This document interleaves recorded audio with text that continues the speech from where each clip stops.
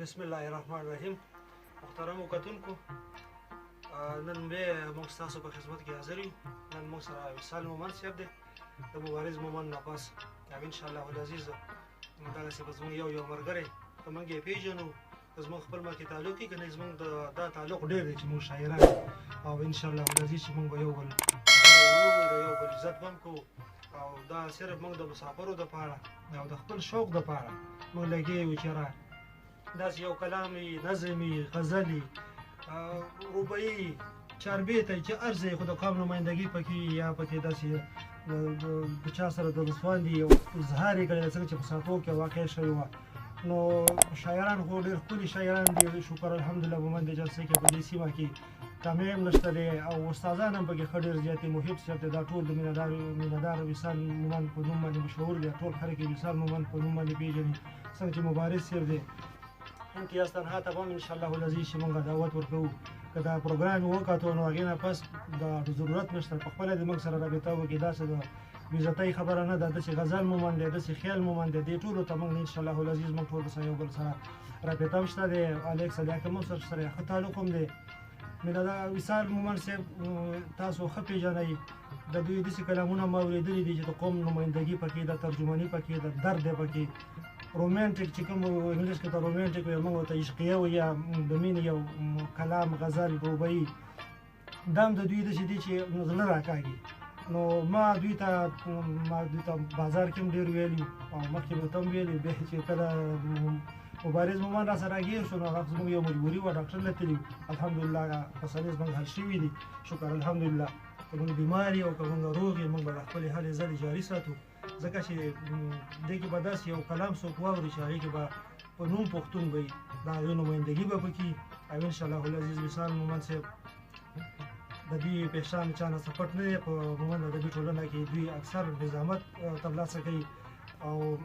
هلته چې څومره پروګرامونه کېږي هغه د دوی د زیرسایه دي، دغسې مبارز مومند هم ورسره وي. نو د دوی یو کلام ما اورېدلی دی، خدای شته چې او شیر کړي مې هم دي چې کوم په مخه راغلي دي، خو د بره مرغه مخکې نه موږ سره دی په فیسبوک باندې فرینډ نه اوس راسره فرینډ دی، نو چې څه شي اوس کېږي نو موږ دې دپاره نه چې یاره دی په زموږ راسره نه چا سره دې لګي که دې نه لګي، خو چې یو شی داسې وکړو چې د قوم نمایندګي پکې، سبق پکې، ترجماني پکې په کار ده چې هغه موږ شیر کړو، لایک هم کړو، بدنیتۍ نه کار وانه کړو، بلکې هغه له موږ داد ورکړو. نو وصال مومند صاحب تاسو ته زه ول هرکلی وایم. السلام علیکم. وعلیکم السلام. مننه. تاسو به موږ ته نن څه اورئ؟ رومانټیک چې شی دی، داسې بل کلام دی چې څه ستاسو خوښه وي هغه راته ووایئ چې ناظرین یې واوري، او انشاءالله العزیز دا به موږ له راکوي او خوښه یې وي. اعوذ بالله من الشیطان الرجیم. بسم الله الرحمن الرحیم. عربستان مومند ډېره مننه ستاسو چې موږ له ملا موخه راکړله چې خپل کلام اورېدونکو سره شریک کړو. دا ستاسو ډېر لوی زیار دی، او د دې باندې تاسو له داد در کومه چې تاسو داسې ملګرو سره کښېنئ او د هغو کلام خلکو ته وړاندې کوئ او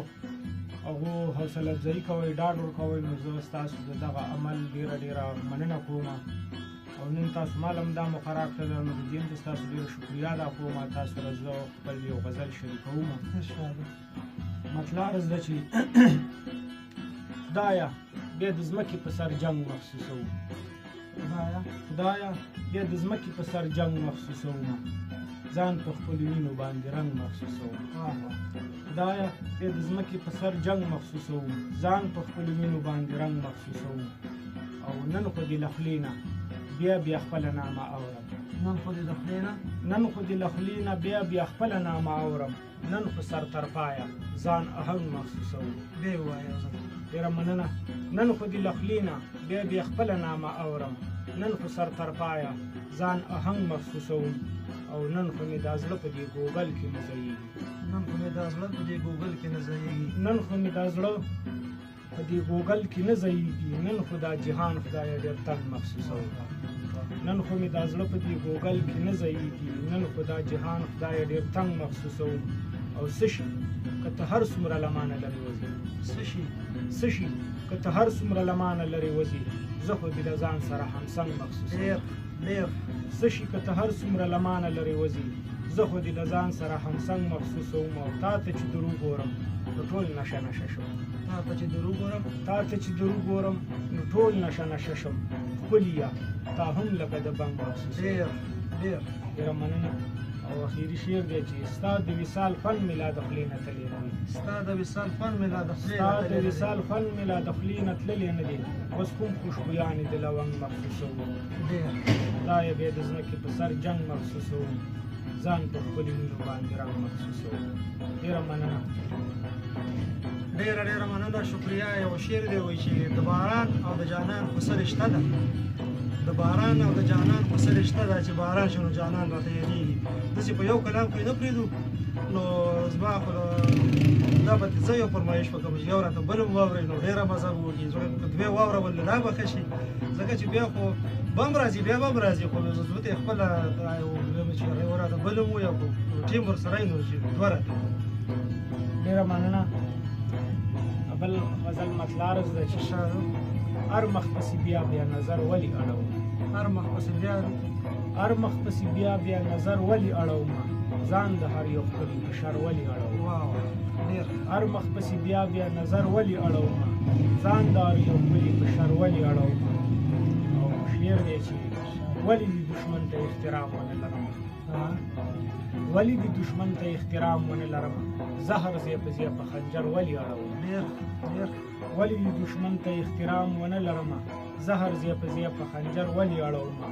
او پرېږده چې رنګونه دې په مخ اوړي راوړي پرېږده چې رنګونه دې په مخ اوړي راوړي پرېږده چې رنګونه دې په مخ اوړي راوړي سترګې له دې ښکلي منظر ولې اړوم ډېر او ستا طبیعت ښه راته معلوم دی چې نازک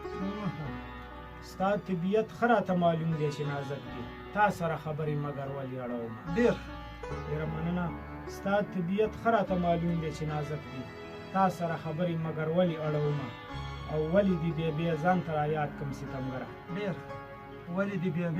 بیا بیا ځان ته رایاد کړم ستمګره مالګې د خپل زړه په پرهر ولې اړوم ډېر ډېر او سر تر پایه اور را باندې بل نشي ډارېږم سر تر پایه اور را باندې بل نشي ډارېږم مه وایه شراب چې په سر ولې اړوم ډېر ډېر او مختارز ده چې څوک د شیرینیو تر وصاله رسېدلي څوک د شیرینیو څوک د شیرینیو تر وصاله رسېدلي خامخا په بله دا غر ولې اړوم ډېر او هر مخ پسې بیا بیا نظر ولې اړوم ځان د هر یو ښکلي په شر ولې اړوم ډېره مننه ستاسو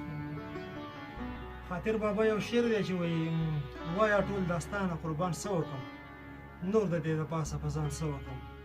ته خو به د زل په کوسۍ جوړ کړې زه په دې شلېدلې ګریوان څه وکړم نو تنګېږي دې نه ما روټۍ نه ده خوړلې او دوی مې دومره دغه وکړم باید چې اوس طالب یم نو بیا به راته وایي چې روټۍ یې ولې وخورم زه به راته ناست یم نو زه یم چې یو راته بله ووایي نو راته مزه به لکه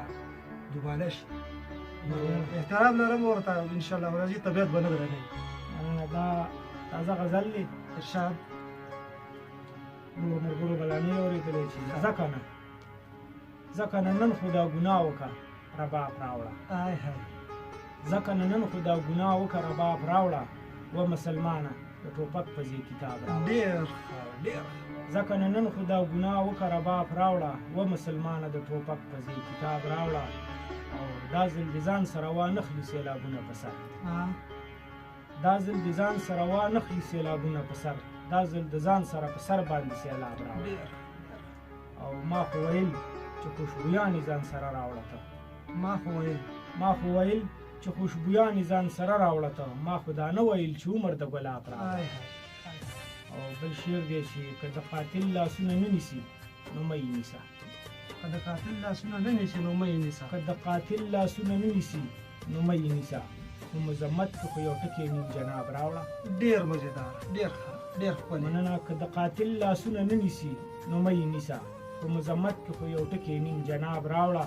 او زه خو دا نه وایم چې جنګ دې تر محرابه راشي زه خو دا نه وایم چې جنګ دې تر محرابه راشي زه به دې ومنم خو امن له محراب راوړه ډېر ډېر ډېر زبردست زه خو دا نه وایم چې جنګ دې تر محرابه راشي زه به دې ومنم خو امن له محراب راوړه او ځکه نه نن خو د دې زهرو په ځای جار دې شمه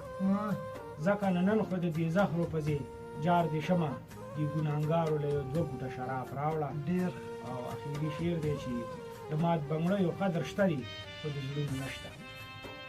نشک د مات بنګړیو قدر شته دی خو د زړونو نشته که وصال غواړي نو بیا سنا سنا یاب راوړه ډېر او ځکه نن خو دا ګناه وکړه رباب راوړه